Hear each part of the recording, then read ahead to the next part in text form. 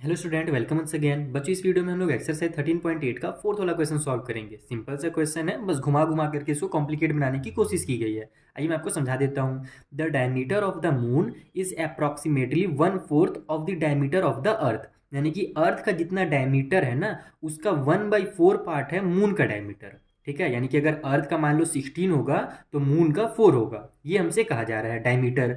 अब हमसे ये पूछा जा रहा है कि what fraction of the volume of the earth is the volume of the moon. यानी कि मून के वॉल्यूम का कितना फ्रैक्शन होगा अर्थ का वॉल्यूम।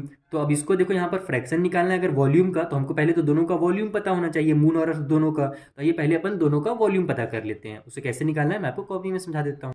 तो देखो, पहले तो आप डायग्राम के थ्रू समझो, उसके बाद हम लोग स्टेटमेंट में आएंगे। यहाँ पर अपने को क्या बोला गया था कि जो अर्थ की, ये मान लो ये हमारा ये अर्थ है और ये हमारा मून है। अर्थ बड़ा है, मून छोटा है। तो अर्थ की जितना भी डायमीटर है मून का उससे 1/4 अर्थ है। यानी कि यहाँ पर अगर अपन अर्थ का डायमीटर को डी मान लेंगे तो मून का डायमीटर क्या हो जाएगा, d/4 हो जाएगा। 1/4 का मतलब यही होता है। देखो, इसको इस तरीके से निकाला जाता है, d × 1/4 करोगे तो d बन जाए, ऊपर में d आ जाएगा, नीचे 4 आ जाएगा। तो इस तरीके से ये 1/4 कहलाता है। ठीक है, तो अगर अपन अर्थ के डायमीटर को डी मान लेंगे तो यहाँ पे इसी तरीके से लिखेंगे। ये क्वेश्चन नंबर हमारा 4 है कि let the diameter of earth be D. यानी कि मान लेते हैं जो हमारा अर्थ की डायमीटर है वो डी है, तो then diameter of moon will be d/4। ठीक है, ये मैंने आपको डायग्राम के थ्रू समझा दिया।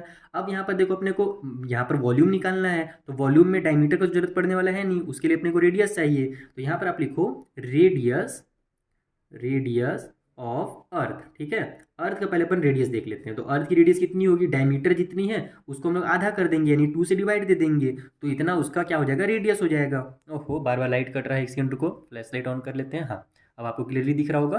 तो ये इसका रेडियस हो गया। उसी तरीके से रेडियस ऑफ अपन मून निकाल लेते हैं। मून का रेडियस कितना होगा, तो मून का जितना डायमीटर है, d/4 है डायमीटर, इसको अपन 2 से डिवाइड कर देते हैं, यानी डिनोमिनेटर में 2 का मल्टीप्लाई कर दो, तो वो उसका आधा हो जाएगा। ठीक है, तो यहाँ से हमारा ये हो जाएगा d/4 में 4 2 जा 8, यानी इतना जो है वो रेडियस है मून का। अब अपन वॉल्यूम निकाल लेते हैं दोनों का, चाहे आप जिसका भी निकालो, पहले अर्थ का ही निकाल लेते हैं। तो यहाँ पर आप लिखो वॉल्यूम ऑफ अर्थ। अब देखो, ये जो हमारा अर्थ और मून है वो स्फीयर के शेप में है, तो स्फीयर के वॉल्यूम का फॉर्मूला लग जाएगा, जो कि होता है 4/3 पाई आर का क्यूब। यही हमारा फॉर्मूला है। तो ये बन गया 4/3 मल्टीप्लाई, पाई के जगह में देखो आप पाई ही रहने दो, क्योंकि लास्ट में हमसे क्या बोला है, फ्रैक्शन दोनों को निकालने के लिए बोला गया है ना।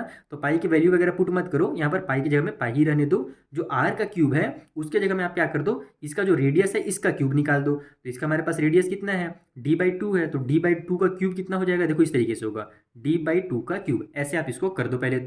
अब यहाँ पर जो जो सॉल्व हो रहा है ना, उसको आप आधा अधूरा सॉल्व करो। आधा अधूरा क्यों करना है वो मैं आपको समझा देता हूँ। देखो, यहाँ पर आपके पास π/4 है, सॉरी 4/3 है और पाई है। और यही वैल्यू जब हम लोग मून का अर्थ में, कि मून का जो हमारा वॉल्यूम है वो निकालेंगे, उस टाइप भी यही आएगा, क्योंकि वहाँ पर भी सेम फॉर्मूला लगता है।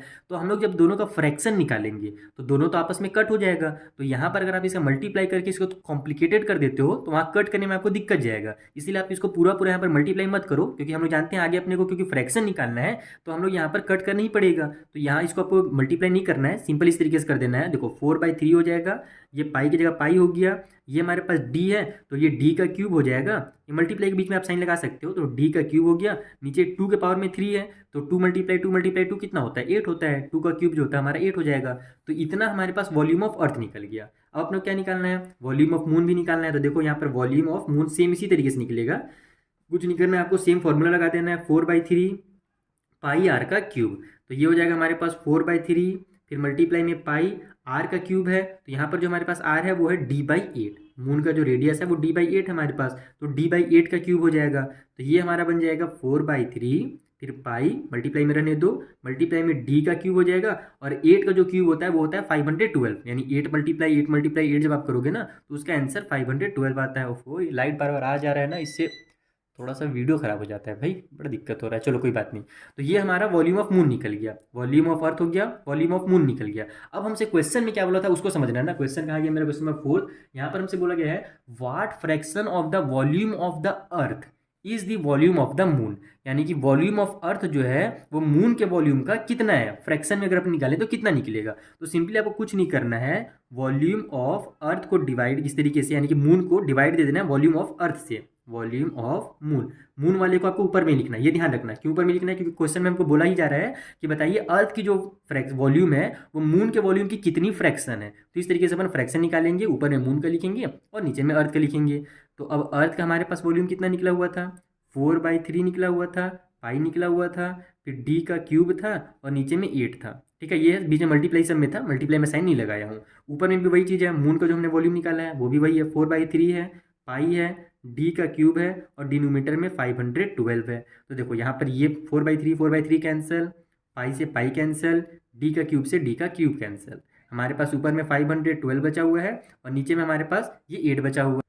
अब इसको सॉल्व करने का क्या तरीका है? तो सिंपली आप पहले तो क्या करो, इसको सिंपल कर लो, क्योंकि ये बहुत ज़्यादा कॉम्प्लिकेटेड दिख रहा है, यहाँ पर कटा पीटा दिख रहा है। तो यहाँ पर देखो ऊपर में एक 1 बचा है, डी से डी का क्यूब तो कट हो गया, लेकिन एक 1 बच जाता है वहाँ पर। तो ये बन जाएगा हमारा 1/512 और पूरे की डिवाइड में 1/8, ये हमारे पास बचा हुआ है। अब कभी भी दो फ्रैक्शन को जब हम लोग डिवाइड देते हैं तो आपको पता है कि एक्चुअली हम लोग वहाँ पर डिवाइड नहीं देते हैं, नीचे वाले के रेसिप्रोकल से अपन मल्टीप्लाई करते हैं। यानी ये हमारा हो जाएगा 1/512 और मल्टीप्लाई में हो जाएगा, ये 8 चल जाएगा ऊपर में और उसका 1 जो है नीचे आ जाएगा। इस तरीके से इसको सॉल्व किया जाता है। अब आप इसको कटपीट कर लो, जैसे देखो ये 8 1 जा 8 हो जा रहा है हमारे पास, 8 6 जा 48 हो गया, 51 में से 48 कट हुआ बचा 3, वो आगे जाकर इसको 32 बना देगा। तो 8 4 जा हो जाएगा हमारा 32। तो यहाँ ऊपर में 1 1 जा 1, नीचे में 64 1 जा 64 आ गया।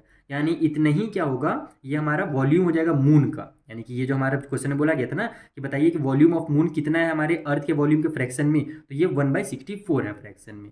आई होप आपको अच्छे से समझ में आ गया होगा। इस तरीके से सॉल्व करना है, पहले वॉल्यूम निकाल लेना है दोनों का और दोनों के वॉल्यूम का आपको फ्रैक्शन निकालना है और फ्रैक्शन निकालने का ये तरीका है। और यहाँ पर इसीलिए हमने इसको मल्टीप्लाई वगैरह नहीं किया था, नहीं तो 3 से मल्टीप्लाई भी हो रहा था, ये हमारा आपस में कट भी हो जाता, लेकिन कट वगैरह करते ना तो यहाँ पर आपको दिक्कत जाता। तो इसको आप इतने ही रहने दो, जब कभी भी फ्रैक्शन पूछा जाए या रेशियो वगैरह पूछा जाता है ना, तब आप उसको पूरा पूरा सॉल्व मत करो, क्योंकि आपको पता है लास्ट में आपको रेशियो वगैरह निकालना है तो कट करना ही पड़ेगा। तो इस टाइम से आपको कट कर लेना है, जिससे आपको काम जो आसान हो जाए।